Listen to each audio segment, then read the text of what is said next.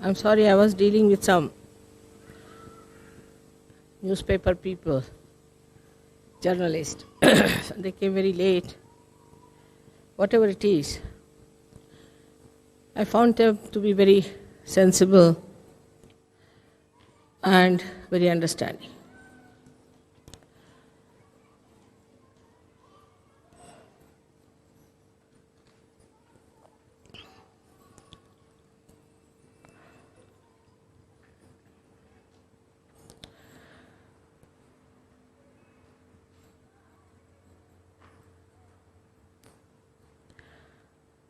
All of us have come to Aurangabad now, and it seems this place is full of vibrations. Maybe here Shalivahanas ruled in this area, but also there have been many saints who were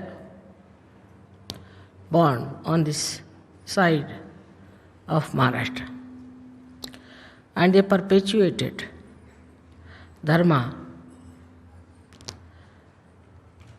They always talked about self-realization.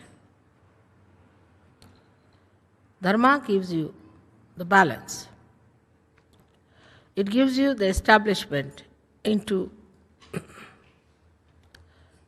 proper behavior, proper understanding, proper living. But it doesn't give you the completion of your journey. It doesn't give you the satisfaction of reaching the destination. And your personality is still incomplete. So one has to have the experience of the Spirit. As I was discussing with them today, I told them that those who do not have the experience of the Spirit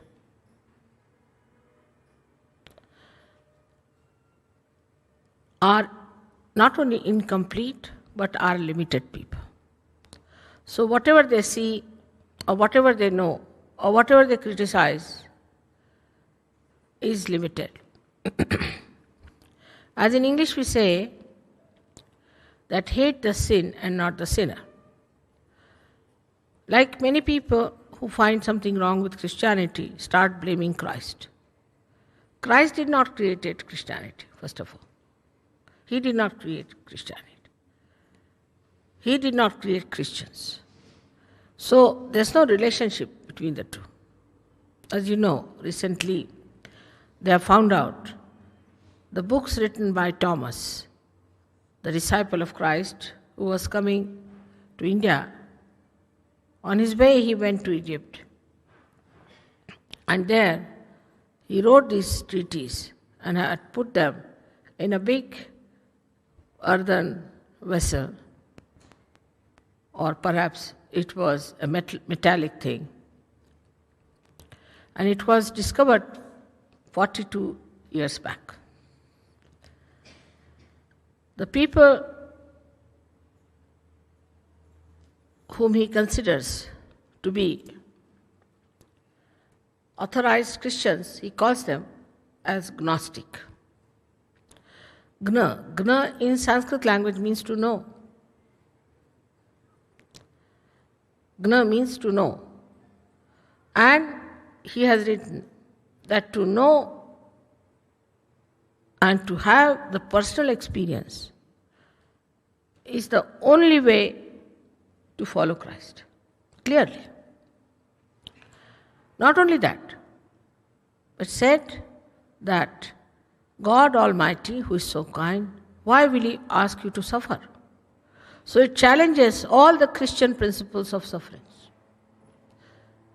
In the same way, in all religions, people have diverted from the right path and have come to the wrong path, and are indulging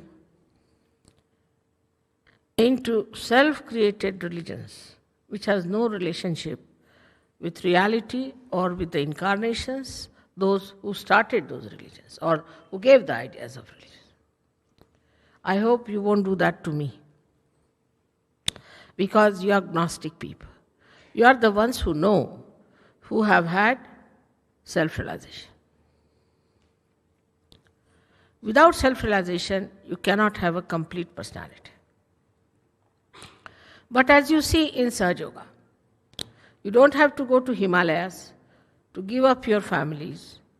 You don't have to be away from the society to get your realization. You get your realization in the circumstances where you are born. In the same society, in the same family life, but you rise higher than them and try to pull them out of the mire in which they are existing. This mire of ignorance has to be crossed.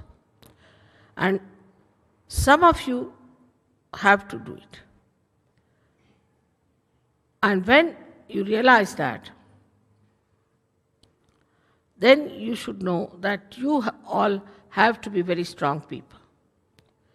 You all have to be extremely strong. If you are not strong enough, how can you pull out the rest of them? People who are mediocre think that gradually they'll be all right and that they'll come up.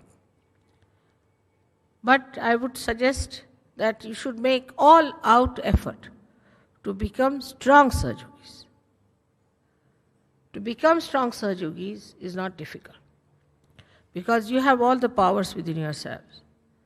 You have the Kundalini within yourselves, and you know the way how to become a realized soul.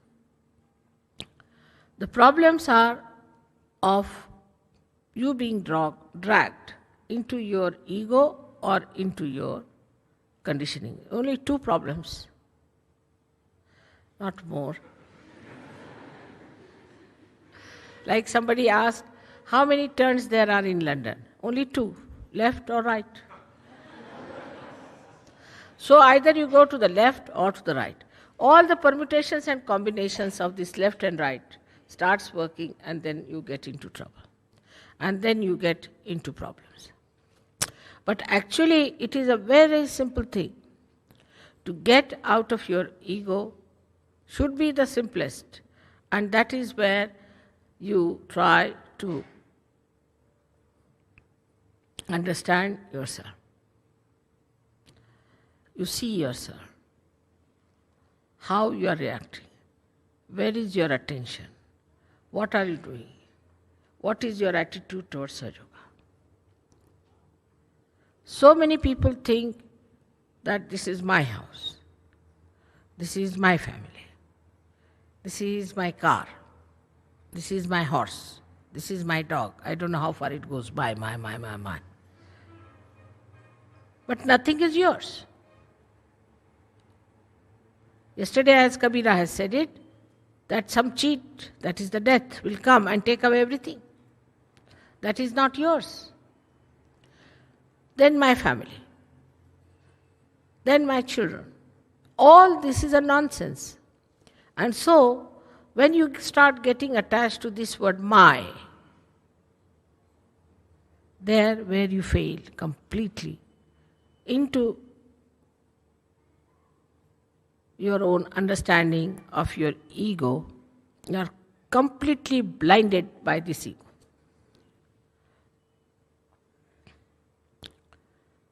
First of all, you should say that nothing is mine.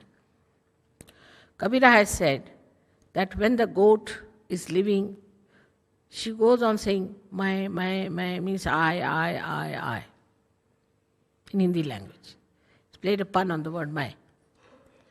And when she dies, and her intestines are taken out, are made into something that spins the cotton, they go on the street, these people, telling people that they are around. They go on playing on that string, which is made from the intestines of these goats, it says tu hi, meaning you are. So one need not be like a goat, that till you live you go on saying I, my. When you die, then your intestines are to be taken out and put on that thing just to make the sound tu hi. So this sound of I is made only by egoistical human beings. But this ego is so much identified with you that you think that I am this ego and ego is me. And in that ego, you start doing all kinds of nonsensical things. This ego takes you nowhere. It takes you nowhere but into a complete mire of ignorance about yourself. Ultimately, you become stupid. Others can tell you that you are stupid, or you become idiotic, or you get a bad name and everybody knows that you are doing all wrong things. But nobody dare tell you, because you are to be reached with a barge pole. Such a hot-tempered personality you become, nobody dare come you and say that this is wrong, it should not be done, it's stupid, idiotic. And you yourself in that idiocy and stupidity think no end of yourself. This is the extreme of your ego. But it's nice, we had people like Hitler to see. So if you put Hitler as the ideal egoist, then you will not go on that road, because it's a very slippery road, and maybe one day you land up there. The second side of ours, which is looks very morbid and very mild, is the left side. The movement on the left side is emotional side. You develop habits with the left side. Now, some people have very dangerous habits, some have simple habits. Like, I have a bad habit or good habit, you may say, that I must put my right hand under my foot because it's all the time working, so I want to control it. So, no, I put it under my head like this while sleeping, and sometimes under my foot, just to make it a little bit stop working. It works too hard, just to give it rest. So under my pillow I put it and sleep. But I discovered once I hurt myself that I now cannot put it under my head. I said, it's a very funny habit I have got, but it's not such a dangerous one. It's quite good. So I am continuing with it. But I can get rid of it. It's very simple. But when I get rid of it, I think the people become overactive, so I put it again under my pillow. So as Sahaja Yogi, all your habits should be under your control. Now the habits we have formed through drugs, from drinking, from anything, are very dangerous habits. Also people have their attention being all the time around. All the time is attention here, there and there, attracting people, looking after them, not looking after yourself. This attention has to be brought under control, is very important. That's very simple, that whenever it happens, you just put down your eyes. Keep your eyes down. That's one of the ways we allow our attention to fritter away, and also our growth becomes stunted. This is a very, very dangerous thing, which in the West especially we have developed. Here also, people must read every shop's name. Indians have a bad habit because they have just now started reading, so they want to read everything that they find, anything. So on the road, if there's a road of shops, they'll read every name of every shop, turn round again and see if they have missed anything. It sounds stupid, but they all do it. And all the time they are doing it. So the attention, wherever it goes, has to be under our control. We have to keep it all the time under our control. As Namadeva has said very clearly, in Guru Granth Sahib has written that when a little child is flying a kite, he's talking to everyone. He's playing in a way, but his attention is on the kite. And when a housewife is carrying her duties, putting her child on her waist and working, then she is doing all kinds of work, but her attention is on the child. The ladies who are carrying 3-4 earthen pots on their heads, water filled up to the brim, are walking, talking to each other, having mirth and enjoyment, but the attention is on the earthen pot on their heads. In the same way, whatever adventure you are into, whatever you are doing, your attention should be on your spirit. Then everything is under control, and you can never get enveloped into anything where attention should not be lost. So these two problems we have, and those problems even after realization people have it. So please try, when you are not meditating, to keep your attention on your spirit.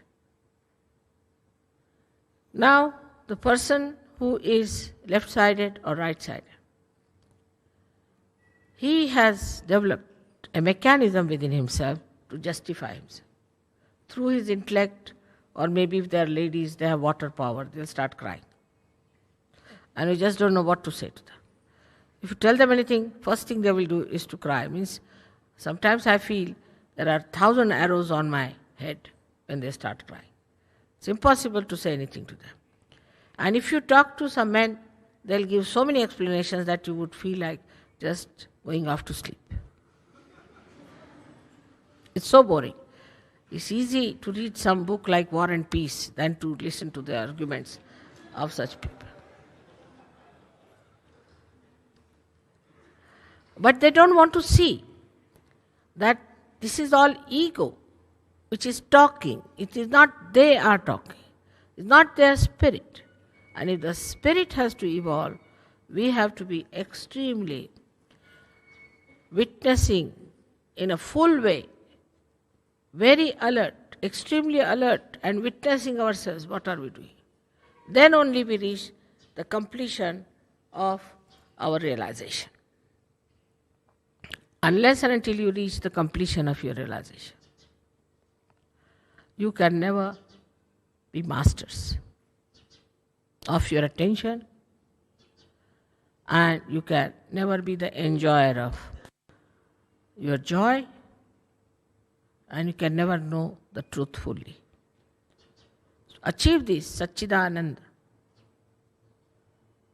Swarupa, you have to be extremely careful about the instrument that God has given you, this body, mind, and emotions. You have to keep them in check, because wherever your habits are, they can never be joy-giving. It's a joyless pursuit. And wherever your ego is, it's a destructive effort. So both things are detrimental to your growth. Apart from that, they are extremely dangerous thing for yogis. So as you are, in whatever conditions you are, in whatever situations you are, whatever may be the surroundings, like a dirty mire full of creatures and filth, you can become like lotuses. When you become like lotuses, all that is filth, all that is horrible can become fragrant. And this is what we have to achieve. When people will see the lotuses, they'll come to you. Not to see the worms and to see the filth, but to see the lotuses. So please, this time, correct yourself. You don't need anybody to correct you. You just correct yourself, watch out for yourself, and see for yourself. If something doesn't work out, just give up. Don't go to extremes for anything. Must learn to give up at a point and be happy about it. If you are content within yourself, if your hand is attached to your body, then you reach up to a point and then leave it. But if it is not attached, if it is disintegrated, then it goes all round and round and round and comes back without anything. That understanding has to be there in you people because you are standing in the central path. And you are attached to the central path, not only, but you are identified with it. So you cannot go too far to the left, you cannot go too far to the right. If you do that, you get lost. Then you are no more a Sahaja, and then no use having you here artificially or superficially, because it will be hypocrisy. Whatever is needed to put you back into right frame, you must accept. And whatever is needed to understand Sahaja Yoga, you have to do. As I have said, please try to learn English language. I cannot learn 14 languages. It's very difficult. It's surprising how I have learned this English language also. So now to learn 14 languages, I have to take 14 avtaras again. I don't ask you to learn Marathi, because that's the best language for me to speak. But at least try to learn English, and then we can see if you can learn Marathi or Hindi. May God bless you all.